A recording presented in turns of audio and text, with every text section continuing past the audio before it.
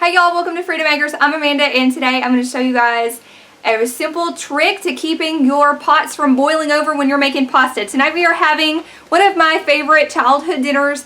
This is going to go in a goulash. So we're using a gluten-free elbow macaroni tonight. You could use any macaroni or any noodle really that you want. Rotini would be good in here. You could use whatever.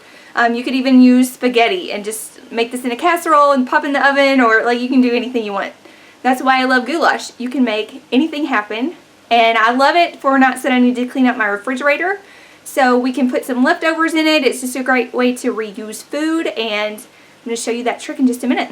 Alright friends, here I have a pot of water that's about to boil and a wooden spoon. This is one of my favorites because it has this little notch on it and I can just leave it on the thing.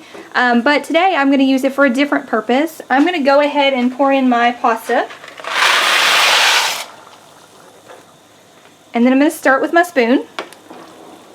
I did salt my water. That's just kind of a preference thing. You don't have to do that if you don't want to. But this is the trick. So you use your spoon, then you lay it over the top. You want to use a spoon that will reach all the way across your pot. So you don't want to lift it where it's hot. It's going to be hot where it's touching. You're going to want to grab it right here just as a safety thing. But this will keep your pot from boiling over. Your pot will not boil over as long as you have a wooden spoon going across it. I picked up this trick from my grandmother and thought it was absolutely brilliant when she used it.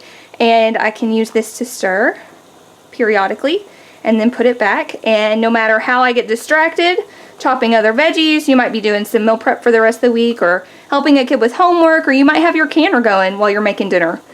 Whatever is distracting you, you will not have a boiled over pot. While I have my pasta going, I went ahead and browned some ground beef and salt and peppered that, and chopped some veggies. So I have some celery, half an onion. These were actually carrot sticks that we did not finish, and I wanted to kind of get them out of the fridge. And a poblano. I've been enjoying poblano peppers more than bell peppers lately. So I have one of those, and I'm just going to rake this in with the ground beef. I didn't drain it today because there was barely anything in there, and I can use that fat to saute my vegetables and not have to clean my strainer, which I hate to do, so it's a win-win. I'm going to give that a stir and let this saute for a few minutes. If you want, you could go ahead and wait until your pasta's done, drain that, and leave it in the strainer, and then do this if you wanted just to have one pot. Either way will work. We're just going to let this saute for a few minutes and I'll bring you guys back. Alright y'all, this has been sauteing for a few minutes. I have some home canned salsa. It's beautiful. This I canned in 2017.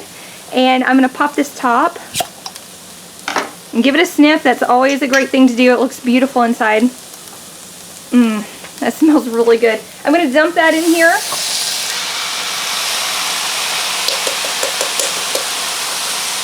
I'm going to stir this in. If you don't have home canned salsa or salsa at all, you can use Rotel. Some people don't even add that. They make a cheese sauce. You can do whatever you want with this dish. It doesn't matter. This is not really a recipe that I'm sharing. This is just kind of what we're doing tonight. Next time I make goulash, it will probably be very different. I mean, every time it's different.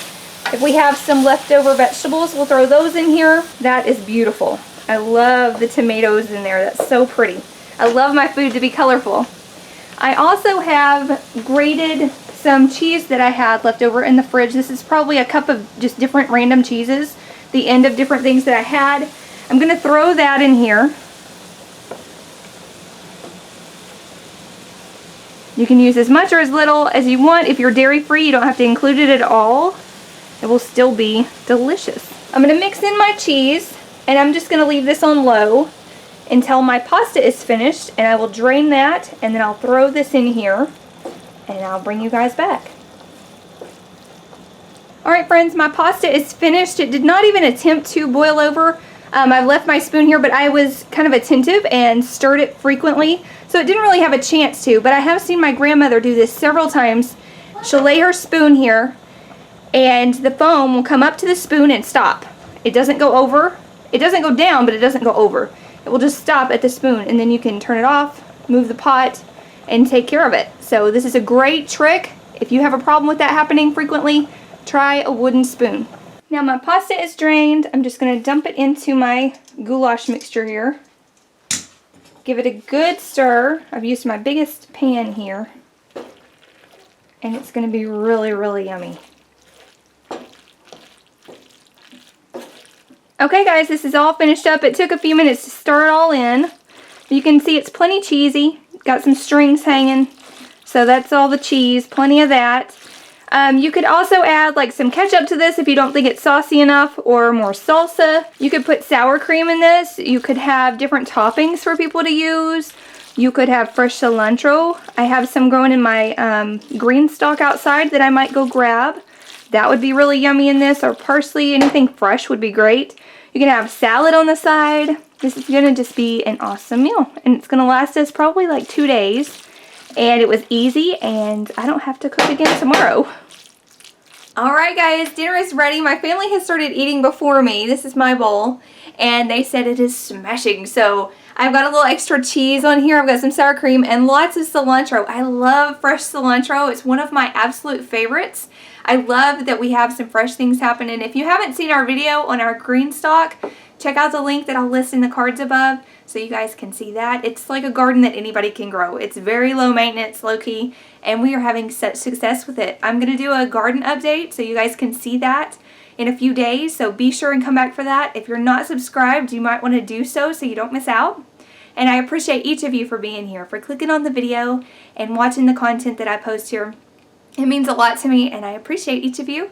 I hope you're having an awesome dinner tonight. Whatever you make it well, and I hope that tip from my grandma helps you guys out too. Thanks for stopping by. I'll catch you later. Bye guys.